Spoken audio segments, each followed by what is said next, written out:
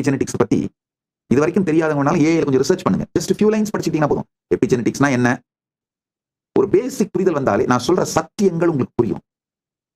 நான் சொல்றது ஆன்மீக ரீதியா மட்டும் இல்ல, அறிவியல் ரீதியாகவும் நிரூபிக்கப்பட்ட சத்தியங்கள். What is mind and perception? நல்லா புரிஞ்சுக்கோங்க. பர்செப்ஷன் இஸ் த மெயின் ஸ்விட்ச் கண்ட்ரோலிங் யுவர் பயாலஜி. பர்செப்ஷன் தான் உங்க பயாலஜியை கண்ட்ரோல் பண்ற மெயின் ஸ்விட்ச்.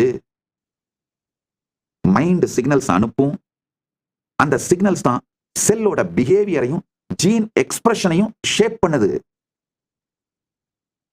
உங்க கான்சியஸ்னஸ் எப்படி இருக்கோ அதை வச்சுதான் மைண்ட் சிக்னல்ஸ் ஜெனரேட் பண்ணும். அந்த சிக்னல்ஸ் தான் உங்க செல்லோட பிஹேவியரையும் ஜீன் எக்ஸ்பிரஷனையுமே ஷேப் பண்ணுது. அப்போ உங்க கான்சியஸ்னஸையும் எனர்ஜெட்டிக் போஸ்டரையும் காக்னிஷனையும் தாட்ஸையும் நீங்க சேஞ்ச் பண்ணா உங்க பயாலஜியை சேஞ்ச் பண்ண முடியும். Changing your thoughts can change biology. Genes do not control you. Your thoughts controls you.